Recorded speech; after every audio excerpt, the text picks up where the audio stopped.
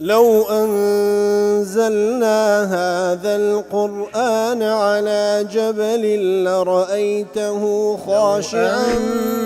أنزلنا هذا القرآن على جبل لرأيته خاشعا أنزلنا هذا القرآن على جبل لرأيته خاشعا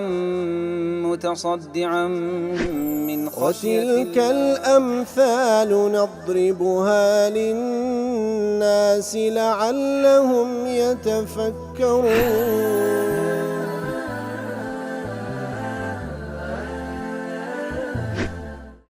الحمد لله والصلاة والسلام على رسول الله وعلى آله وصحبه ومن والاه. السلام عليكم ورحمة الله. برزان خوش حالم لواني 1119 لواني كاين تفسير قرآن بيرزبيم وخزمتان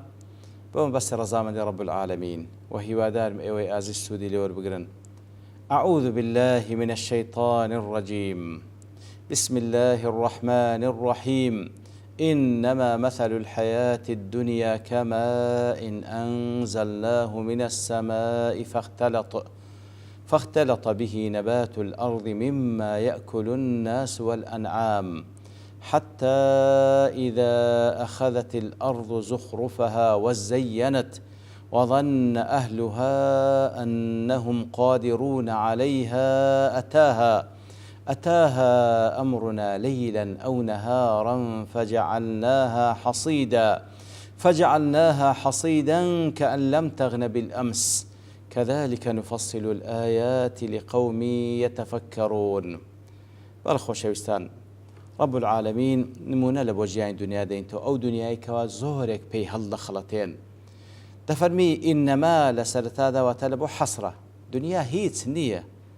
جياني دنيا هيت نية تنها أو نبي وكو آوك كما إن أنزلناه من السماء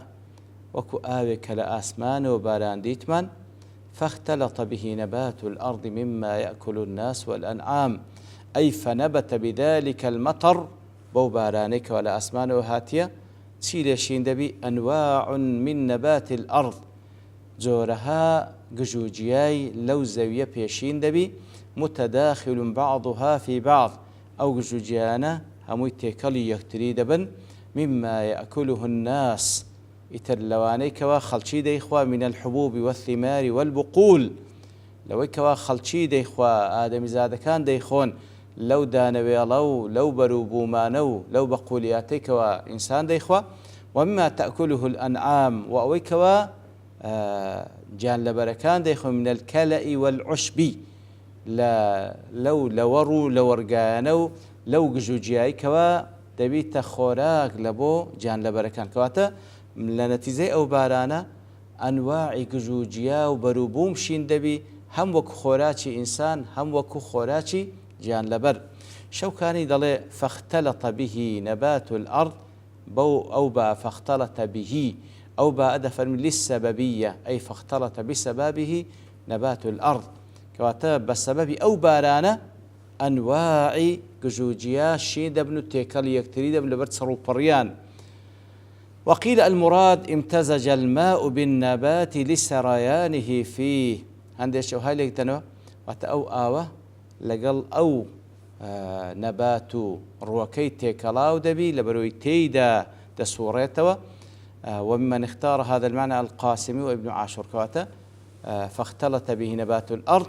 يعني با أكل بالسببية وكشوكاني دلوات بالسببي أو آوة أو نبات الشين دبيان وتا فاختلط به نبات الأرض أو آوة لقل نباتك تيكلاو دبي وتيدا دسوريتوا كوا فعلا بشيشي قرنق للروك وهروها لجان لبريش بشيشي قرنق لزستيان بريتيا لآو حتى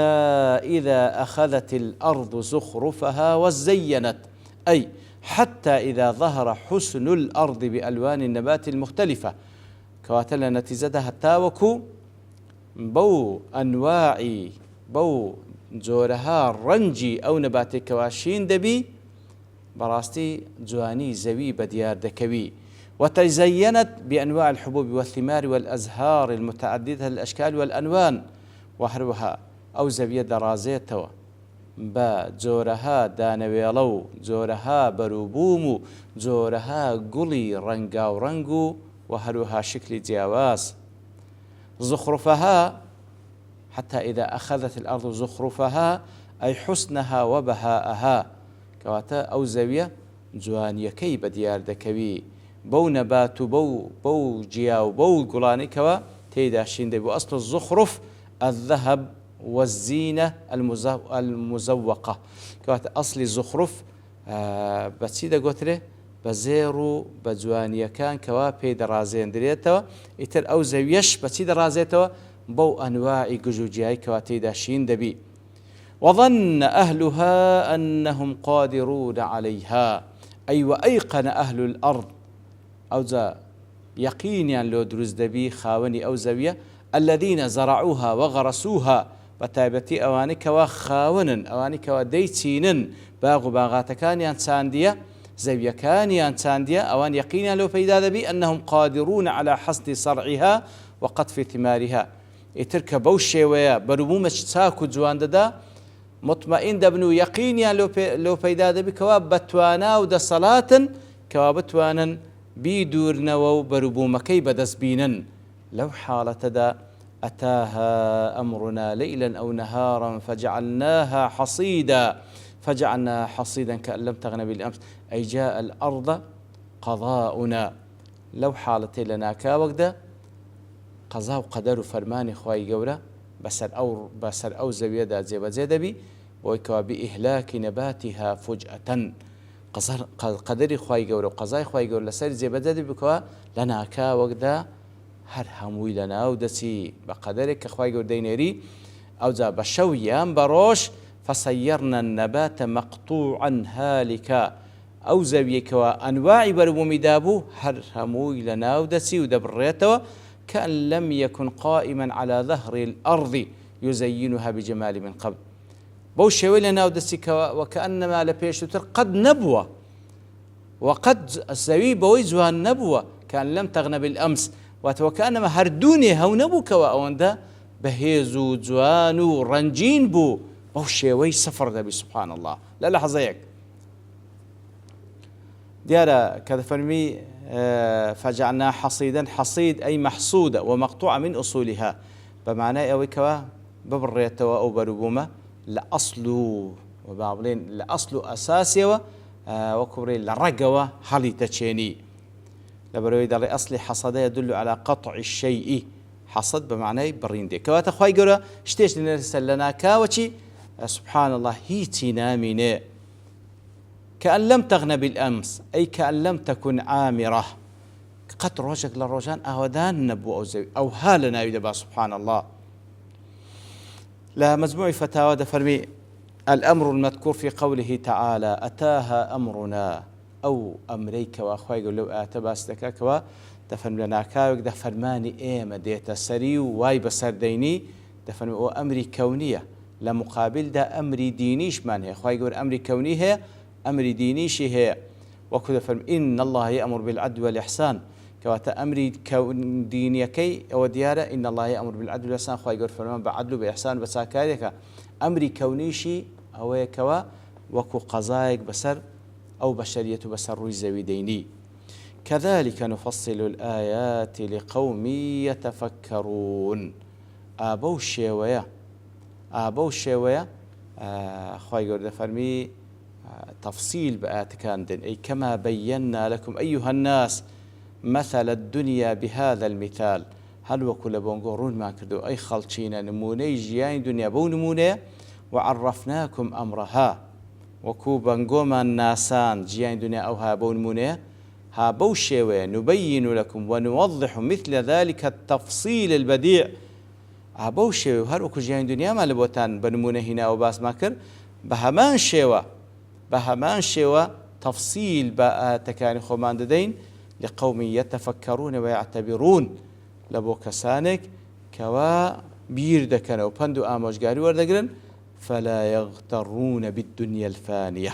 هەڵ ناخەڵەتێن بۆ دنیای کەوا فانیە و لەناو دەچی. ابن عاشور دەڵێ کە خوای گەورە بەو شێوەیە ئەو ئاتە کۆتا پێدەین فصل لقوم يتفكرون أي مثل هذا التفصيل نفصل أبو الشيء والتفصيل دانا إما التفصيل رون دكينوا أي نبين الدلالات كلها الدلالة على أو بلغ كان هموي رون دكين وكار هموي بلغن لسر كهر هموي بلغن لسر عموم العلم والقدرة همو آتكان بلغن لسر تي لسر أوي كواخواي قول علمي بهموش تيك ده صلاة بسر هموش تيك ده الشيء وهروها بلغن لسر إتقان الصنعي بلغن لسر وكواخواي قول سبحانه وتعالى لو صنعته لو درس كردني بون ولا أوفر إتقاني كرديا وفيه تعريض بأن الذين لم ينتفعوا بالآيات وهروها براستي بابرين تعريض دكا واتاكو لزمان خمان دلين تعليق هيك لكسانك ددري أوانكوا سود لأتكان ورناقرا ليسوا من أهل التفكر ويكوا سود لأتكان ورناقري وانا أهلي بير كرنوانين ولا كان تفصيل الآيات لأجلهم وتفصيل بيان كرني أتكان لبو أوانية كوا براستي أواني كوا فكر دكانو أو كسانا كوا پندو آموزگاری وردگن كوا تمعنا مخالفة والده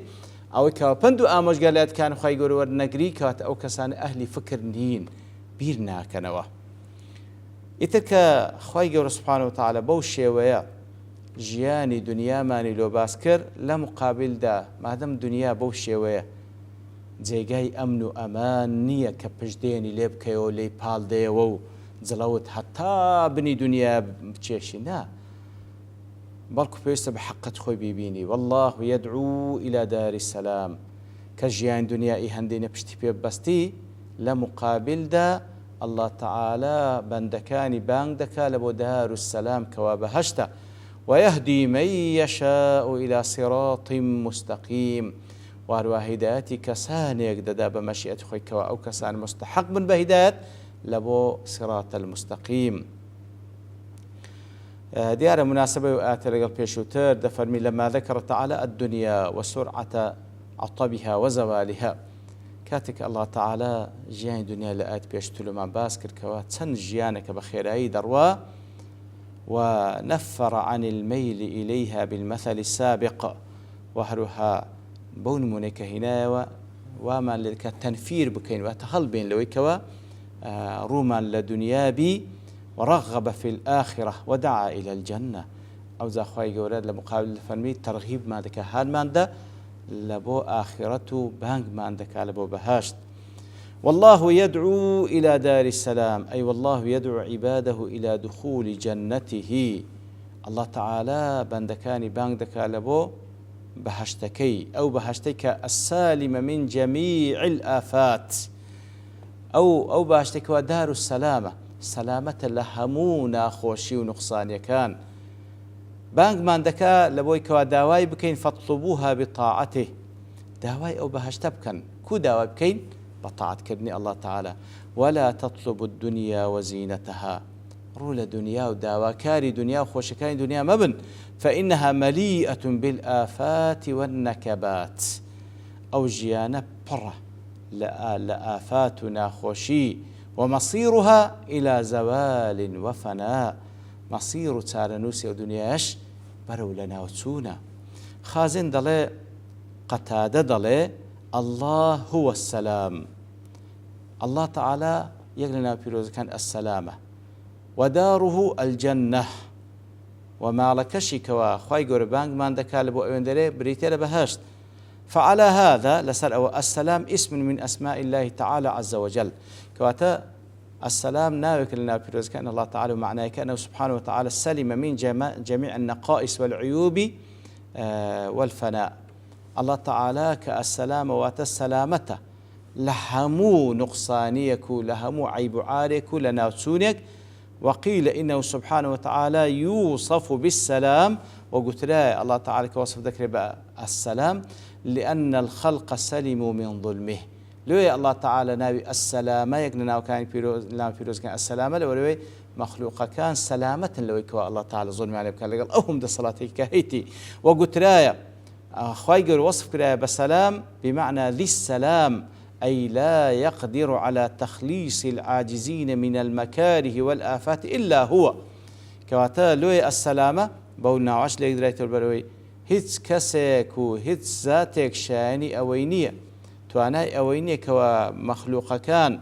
لنا خوشكان نجات بداو بيان هنت دار السلام تنهى الله تعالى نبي. وقيل دار السلام اسم للجنة كواتا دار السلام لو سرتا وايلك داوا كوكو قتادة ضلي كواتا بهشت مالي الله تعالى كيق لنا بيروز كان السلام كواتا السلام ناي خواه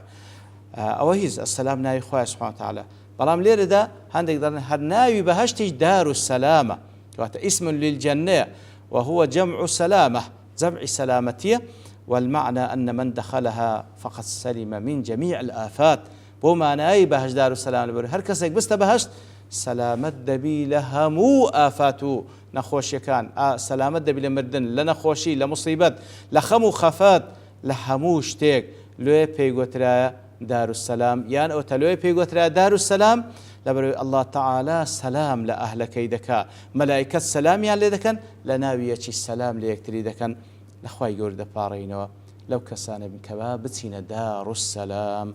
لوين دري بو باري سلامتي لخزمت بيغمبر صلى الله عليه وسلم ولقل باقي مسلمانانو لا وشاد بينو بدي داري السلام كالله تعالى كجورتين خوش كاني بهشتا ديار آيات كشتي ما تدا باز بكين بلام لورتو وبوني كات دوستين بابشتواني الله تعالى لو أنا دهت دينه وخزمتي وصلى الله وسلم على نبينا محمد وعلى آله وصحبه أجمعين وآخر دعوانا أن الحمد لله رب العالمين. لو أنزلنا هذا القرآن على جبل لرأيته خاشعا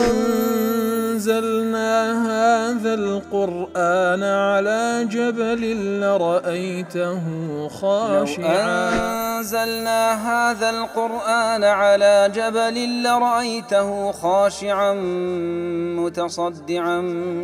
من خشية الله. وتلك الأمثال نضربها للناس لعلهم يتفكرون.